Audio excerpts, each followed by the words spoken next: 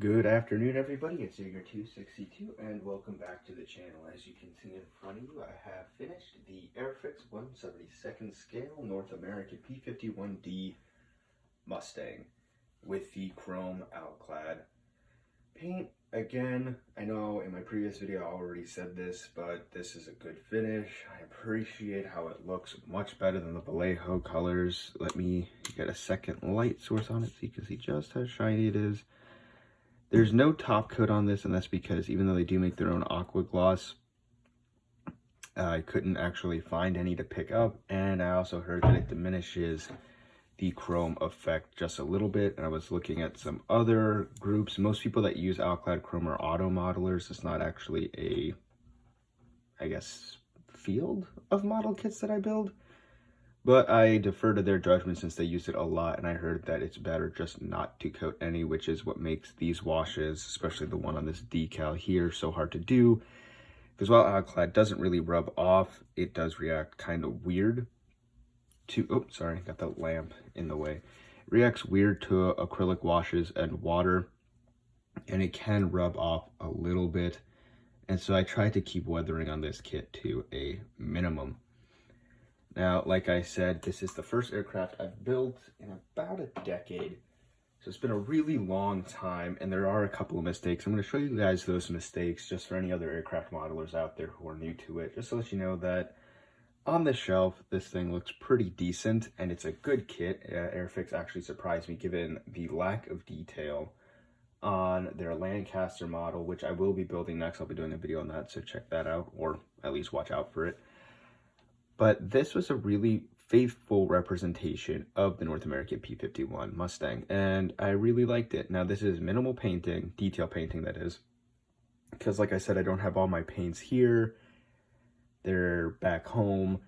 So I just was working with maybe 4 or 5 colors and trying to do my best. And this was really made just to display the outclad chrome and just to have a nice piece on the shelf on the outside.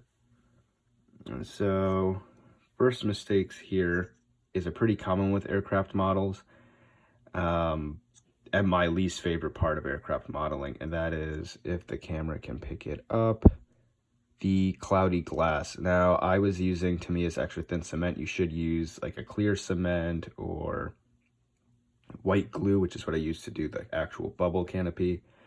But if it gets on the plastic, it will eat it and turn opaque. Now, as you can see from the front and the side here, these are fine. So I just accidentally got glue on that, and I didn't notice because I had it masked before I put it on.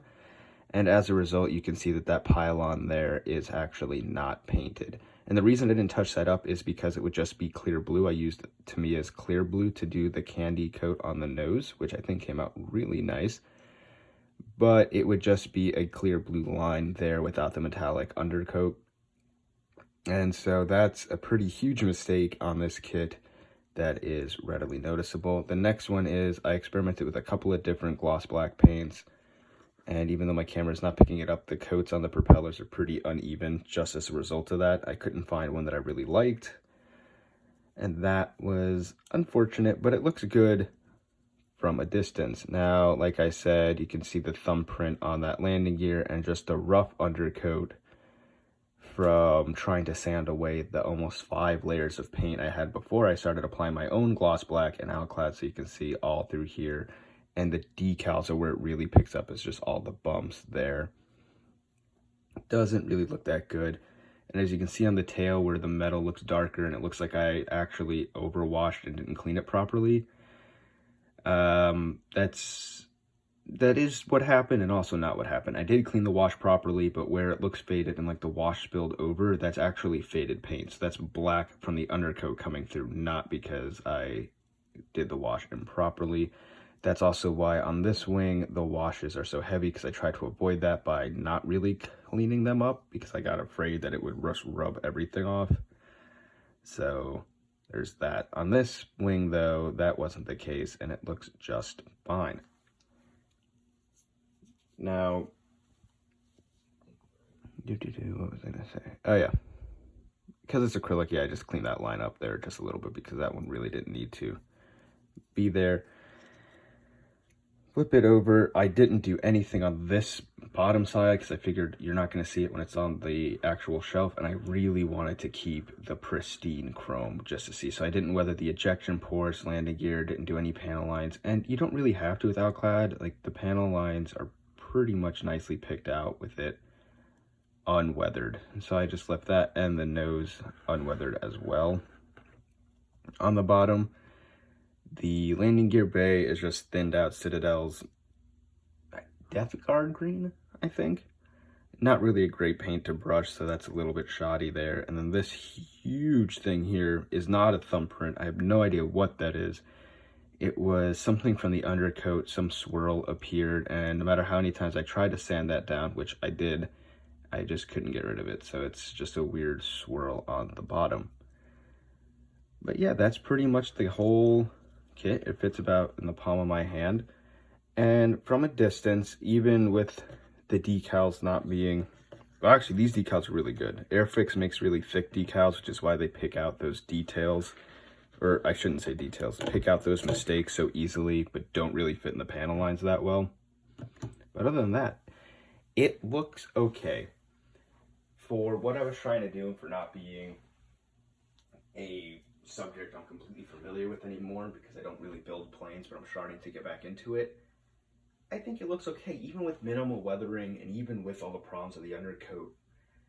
On the table now, and it's got some distance between it and the camera, about a foot or two, it looks really good. It looks decent, and I wanted to make the video just so that way you guys know what the project looked like. I'm happy with it despite all the mistakes, but I wanted to highlight all the mistakes again for anybody beginning, any beginning modelers, or if you're like myself who's an advanced armor modeler starting to do aircraft at the same level as a beginner, because even though some skills do transfer, it's all military miniatures, there are a lot of things and a lot of new techniques we don't use in armor that aircraft modelers do use, that even with some mistakes, it's not really worth it to abandon a project. Just make something that you think looks good, and if you like it, that's all that matters. This aircraft certainly won't win any competitions, and I probably wouldn't bring it to any if I had to, but it still has a place on my shelf, and I'm quite happy with the results. Let me know what you guys think in the comment section below.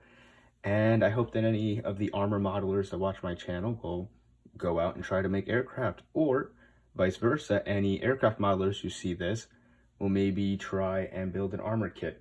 Just a little 1-for-1 there. Just do something out of your comfort zone. It's really a fun time, and that's what the hobby's all about, always learning new things. So please give it a thumbs up if you enjoyed this video, or subscribe to the channel if you want to see any of my other aircraft attempts. I'm about to do another video, but for Star Wars stuff, later today, so watch out for that, and just click the little bell icon so you get notified when that video goes up. And if you do subscribe to the channel, thank you. I know I have a couple of new subscribers. I really appreciate it.